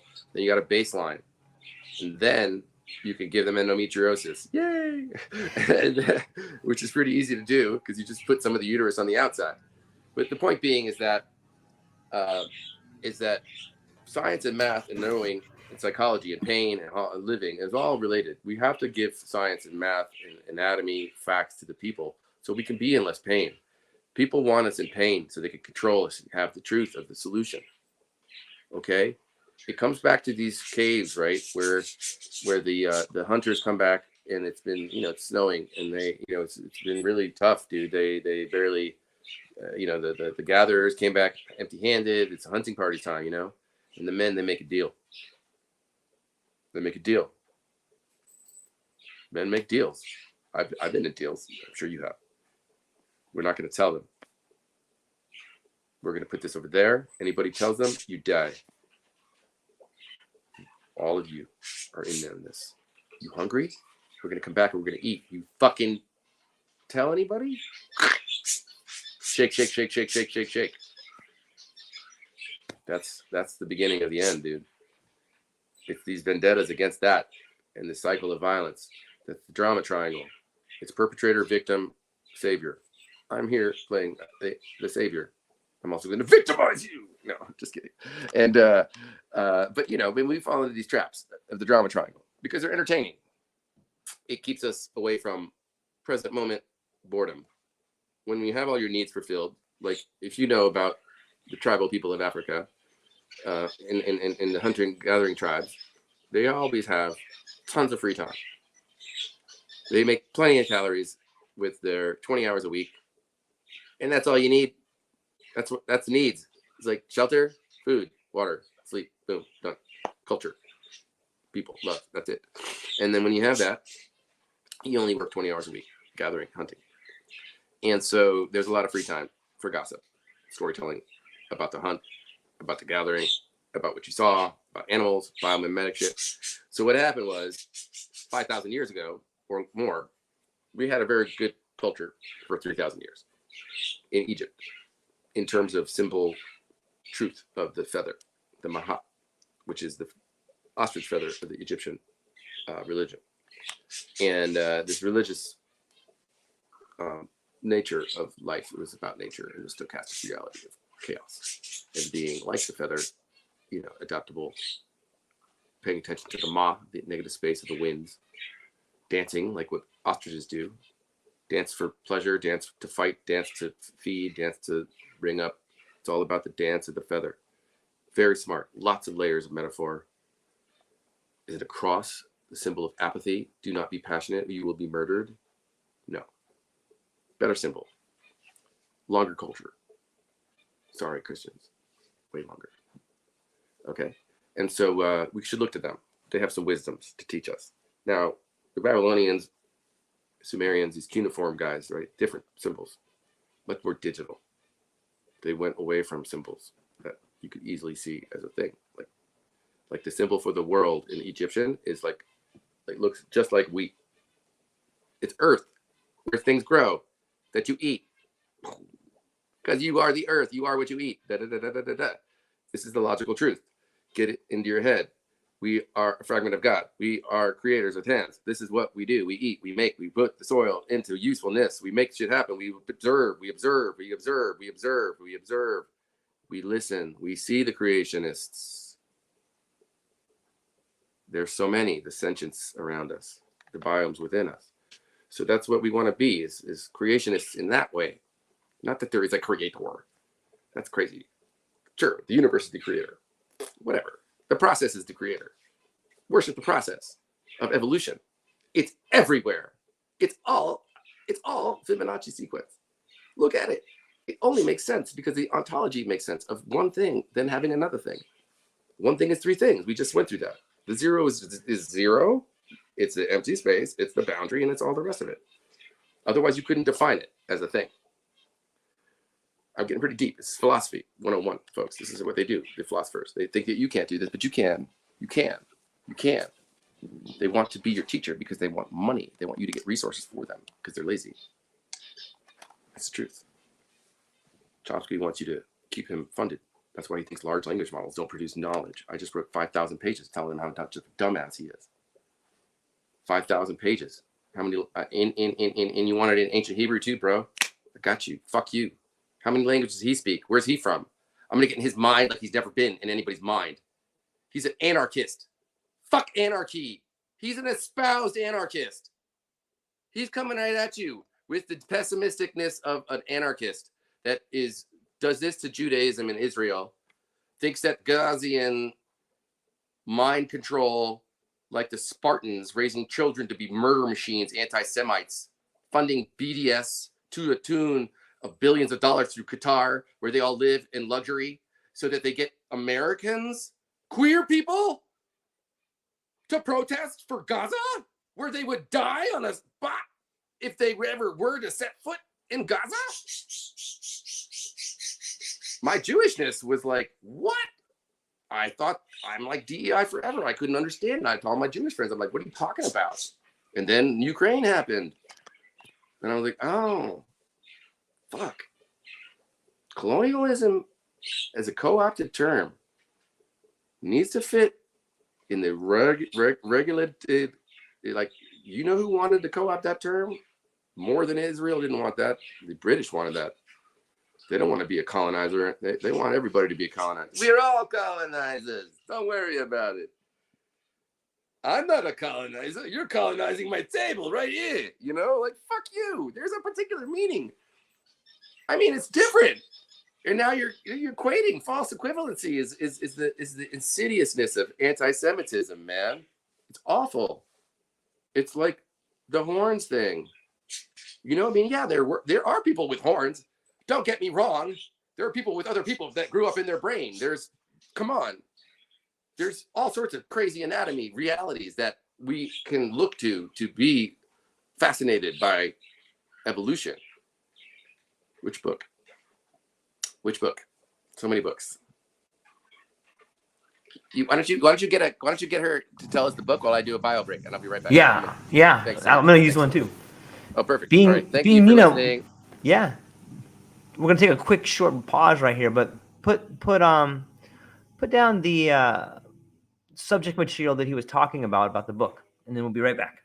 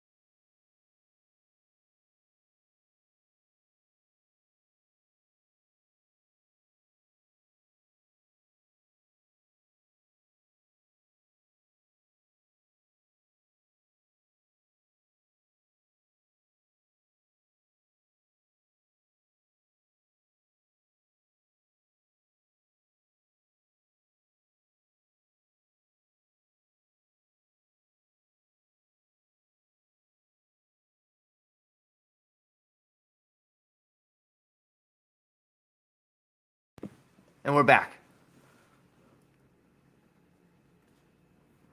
Oh. Unmute. Oh. You're muted.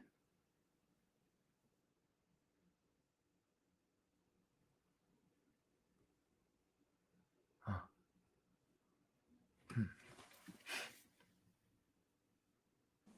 Sorry, I was muted. There you go. Now you're back. Sorry, I had to click a few things. No, I was just saying about the wheat.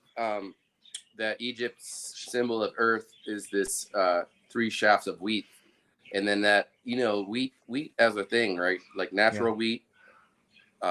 So mold and mildews and spores and fungus and those things grow naturally on wheat, and for eons. Well, maybe eons is the wrong term, but for millennia, the humans have gotten high off of things that were funky and infected. Not just humans, but I mean, they've very, very recently, in the past couple of decades, they've seen like other kinds of primates that go to rotten fruit to get drunk, and there's like a bunch of fallen fruit. It gets really fermented. They eat it. They love it. They get drunk and they party. Or they rage or whatever. And so that's a common thing, right? In all animals, we get high on shit. We like it. And so wheat is where the ergot fungus that Albert Hoffman, sourced his synthetic LSD-25 synthesization of LSD, and accidentally took it on his famous bicycle ride. And of course, he lived to be 105. So fuck anybody that thinks it fucks your chromosomes up. He took more than anybody. You can imagine he accidentally took a gram or whatever. It's like, oh shit, that's a million times I should have taken, And so his world was like, oh, Nicky, what's going on? And so, And so, so the wheat of Ukraine and the wheat and the flag, it's the hearth. It's like Jesus is breaking bread. I mean, all this stuff is very psychedelic. And so Terence McKenna was not the first person to think of this, the primate mushroom ape theory thing. No, there was a guy in the 60s before Terence was, an adult. Mercy Iliad, that forgeable in the cross, or the crucible in the forged in the crucible, or something like that. He's a British guy. Yeah. I wrote about him too. But I mean, it's pretty obvious. I mean, come on, people. I mean, and for sure the Aztecs had a chocolate recipe that included hot pepper, psychedelic mushrooms, and cocoa. No sugar, but all that. It's like so it's like this bitter, death drink that was part of their sacrifice rituals. But I imagine these things are just like raging Burning Man events that just happened for 1,500 years. I mean, 1,500th Burning Man is going to be a sacrifice or whatever. You never know. I mean, they're burning things already, right? It's like, and I played the gamelan. And so one of the topics I have in my book, it's very important. It's about existential improvisational innovation as a punctuated equilibrium moment. So there's points of time when you have to perform an improv in a new language, like on a boat, like a whaling vessel in the high seas, and you're like about to kill this fucking whale, and there's a storm, and you got every kind of role and every kind of person has to rhythm. There's a polyrhythmicity is a big concept for me. There's a polyrhythm of all that activity that it's like the boat talking to you, but there's more than that. There's actually on all these old boats, every boat, they've always had a drummer. Drummers have always been around. Music has always been around, and we forget that, but it's always been around. And so it's the heartbeat. Duh. I mean, it's like part of your body. Your body is a musical instrument, obviously. If you ever, if you emanate sounds, you know that. And so, so our heuristics and our first tools are our bodies, our hands. And so when we think about tools, there are biases. There are ways to do things quickly and easily. And so everything is a tool, a bias, heuristic. All these things are autonomous nervous system processes that we just set up to do things so we don't cognitively overload. As we have too many sensory, capabilities. We're just such an amazing quantum machine. Our sixth sense could just take it all in, and we could be omnipresent and omniscient, but it's too much. So we have to put all these veils of perception, like Aldous Huxley said. But one of the veils he forgot to fucking lift is the veil of eugenics, which his family was about the fucking eugenicists. And so his whole thing is about, I'm going to scare you about this utopia where all the white people are gone or whatever. And everybody, I don't even know. It's just such a reverse mind fuck to try to get you to buy his truth. He's a thought leader. If any thought leader says I am full of shit, then they're telling the truth. If they think anything other than that, don't trust them at all. Don't trust me. I'm full of shit. Zero trust. Seriously. That's true thought leadership. Real skepticism. Yeah. So if they have any sort of absolutistic authoritarianism at all about truth with a capital T, and it's not based on scientific experimentation for yourself, then I say It's not theosophy. Go fuck off. It's monism. Theology is a theocracy. It's a different theocratical thing. It's not what I want. It's authoritarianism. It's dominance. I wouldn't mind if she was really sexy and she wanted to, her underarm hair. But that's the only kind of dominance I want. It's Earth dominating me. Ride my face. Extinguish me. That's how I want to die. In a flood. I think that's what the flood story is about. But ask me another question, man. I can keep going. Okay, so it's interesting that we bring up Huxley, because we bring up Huxley. When I think of Huxley, I think of ketamine being a dissociative, and then I look at his later works like The Island, and you see Let's talk him about talking. Island. Okay, yeah, it's a great book, right? I love this book. So I'll tell people about the book if they don't know about it. So this is his please. last book. It's his like inverse utopia. Like I say inverse, and like in music, it's an inversion. It's the same chord in my mind, but literally his world was that it's like what we're developing here. We are an island of let me just give you a couple more keywords. Yeah. Keystone words. Omniverse. If there is an objective reality, it's the omniverse. It's this holographic breathing, zero dimension reality of ever increasing negative entropy, always striving. Intelligence is just emerging from solitons as solutions to all the vibrating equations and all the problems that we have. That's the only truth I can see is objective. But otherwise, we have the subjective sets of universes that we all have individually. It's our approximation of the omniverse based on our sensual wisdom and our cognitive reprocessing and churning and cud chewing that we do all the time, consciously and unconsciously. And we do that in feedback loops through writing and culture and songs and stories and all that. There's no one story, the story about life and death, right? Like birth, life, death. And so that's like the way we stick with this drama time storytelling, bedtime story. We go to sleep, we wake up, we want to wake up. Otherwise, we could just end it, right? Yeah, and so we want to wake up. And tomorrow is never guaranteed, right? Tomorrow is the one thing that doesn't actually happen today. And so we it's like that riddle, right?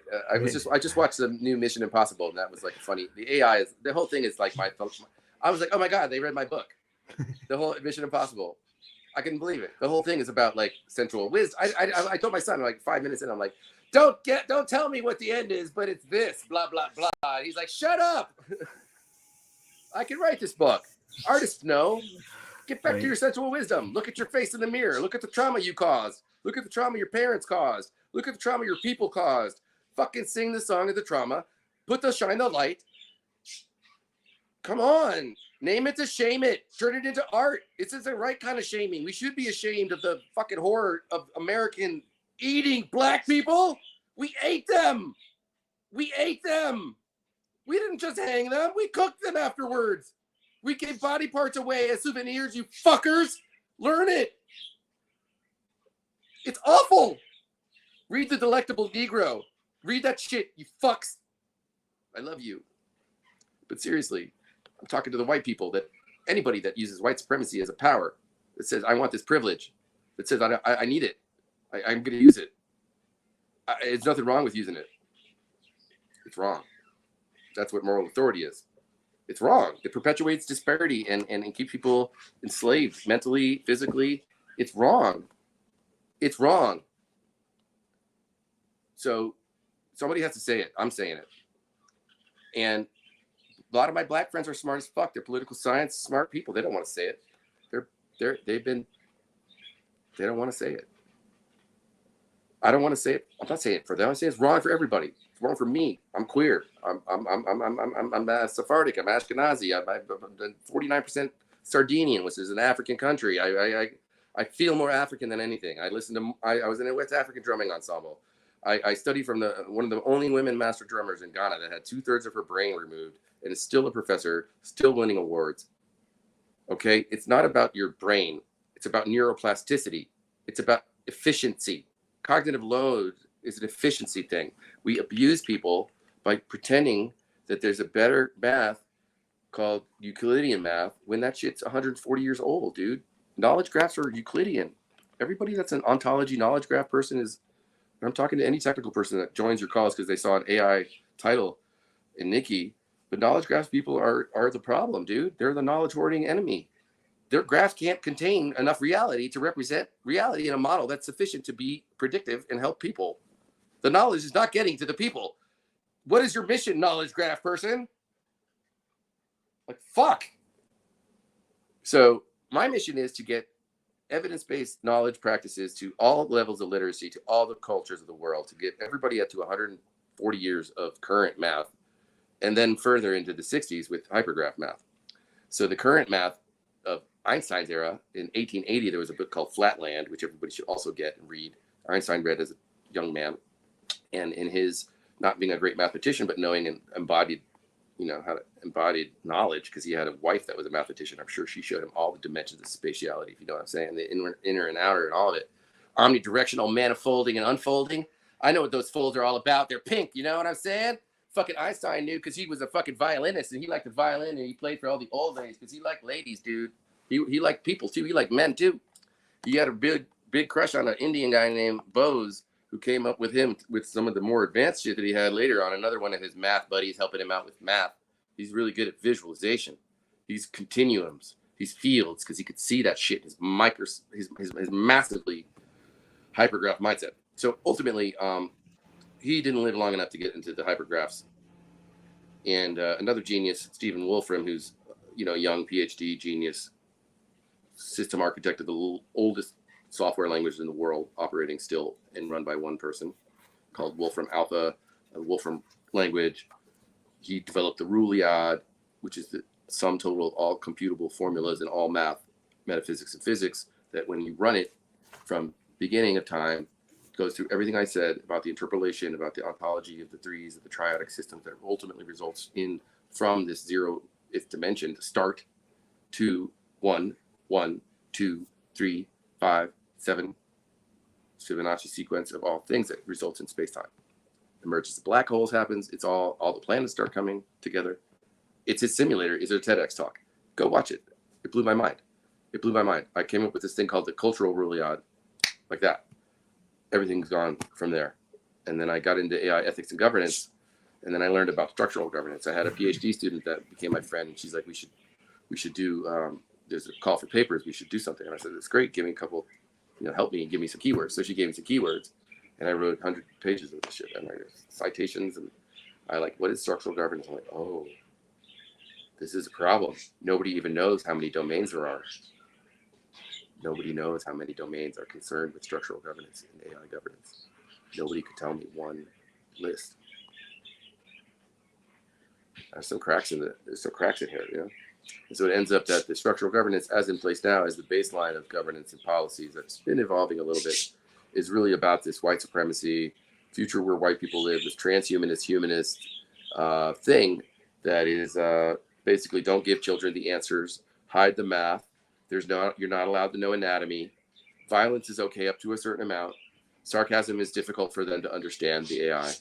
Anything you have to do, you have to explain, like philosophy of life, morality. You have to explain the ontology of your universe if you want it to reflect you and your morals.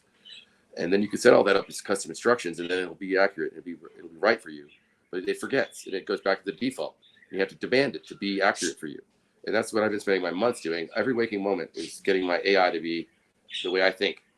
And I map everything the way I used to map my poetry process and my art process. I've been doing since I was 6 years old and began writing.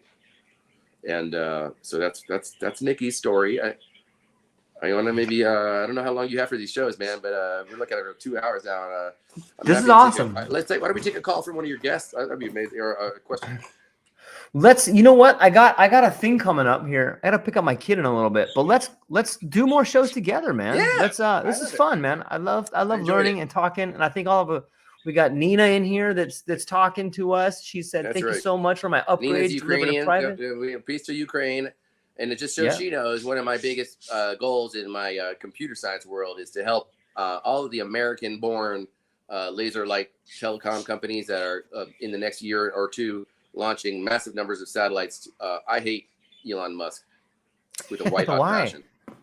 I can talk about it for days. We'll do it on the next one. Well, when he turned off those drones that were about to take out those Russian boats because he wanted to, that's when I was like, fuck this guy. And he's not a patriot. He's an awful, awful person. He's a transphobe. He's a terrible father. He's an idiot in terms of his design decisions. He's a dystopiate in terms of wanting people to submit to his authority by these design choices and the angularity. literally chose a pointier missile to be more like a fucking authoritarian figure. That's his choices. He's choosing this. He's choosing to be an authoritarian. He's like Junior Trump. I hate him. What more do you want me to say? What do you think about he's a terrible his father. problem between That's him all, and that's all he Sim? needs. He's got 11 kids. He's got 11 children, you know. How much time do you think he spends with his kids? Yeah, there's some interesting. It's an interesting thought process. I don't, probably not much. How can you? Right? I don't even like Steve Jobs for that. I think Steve Jobs was he was an not a idiot. very good I can't person believe either. he didn't get proper medicine. I mean, I had it's all comes. I'm sorry, just one last point. Yeah, what do you got? I have a friend of mine that I loved so much that we had a parting of ways because of a core fundamental philosophy, ethical philosophy, fundamental. He went and he was an anarchist. He's an anarchist, ecstasy galore, loves ecstasy, anarchist, and really smart, rationalist, and like into that crystal method, the band and the smoking it, and not my thing. The not band my thing. and smoking it. Yeah, not my thing. And he married this stripper, super smart, named Lisa Ferrari, and they moved to ended up moving to Mexico and had kids, 3 kids, and after we broke up as friends, and then he passed away because he was like a Bitcoin kind of guy. He got scammed on Bitcoin, lost all his money, but he wasn't really into medicine anyway because it's a man, and so he had some sort of disease that he died of. Because they were all weirdo and like this natural holistic shit anyway, in this kind of like island of anarchy in this community in Mexico for these techie anarchy types, these Bitcoin, I know a lot of your people are these types because that's where the acid is bought. It's on that's where there was all these underground networks. And I got ripped off trying to buy some myself. And so I'm pretty much against it. But here's the thing, my friend, we disagreed on this. I said, I'm okay with debt. I was born with debt. I live every day in debt. I'm paying off debt. I love the debt. It's the shoulders I stand on. It's the scholars that wrote. It's the poems that I read. It's the debt to them that's why I live. It's the debt is the reason why I work. And that's like a fundamental, that's like, he doesn't think that's free. I'm like that. I'm so free because of that. I have the boundaries are what free us. The knowing of the thermodynamic envelope and the known unknowns. Thank you, Gödel. As being all of our axiomatic frameworks of understanding, but there's still much more outside that circle. And that's what matters to me, baby. Be a rainbow warrior, fly into the unknown unknowns, be your bosonic selves, be the light, be the light, be the light. I love you. Light of consciousness, be a fragment of the holographic universe that you are. All right, the omniverse, we are the universe. And then we created shared space of hermeneutical understanding here. Your soul, times, and mine will be forever entangled. I love you all. Fantastic. Ladies and gentlemen, you heard it here first. Go down to the links, check out Nicky. Got his LinkedIn page down there and also his Wipro. They fucker. Them. Check out them. Yeah, they are. Yes. And it's very important because it gets much more of my natural sweetness. If the he him is like all aggression. I'm like, if that's what you want, here's Putin. You like that? Here's some Putin. And then I'm like, because I have to dominate, and I'd rather dominate from kindness, in sensitivity, in empathy, and the most effective at restating people's understanding in a way that they felt they were heard. I want to win that game. How about that? The quietest among us. I'll shut up. We're gonna hang up and let them speak. Email me, find me. I love you. All right, take care, everybody. That's all we got, ladies and gentlemen. Aloha.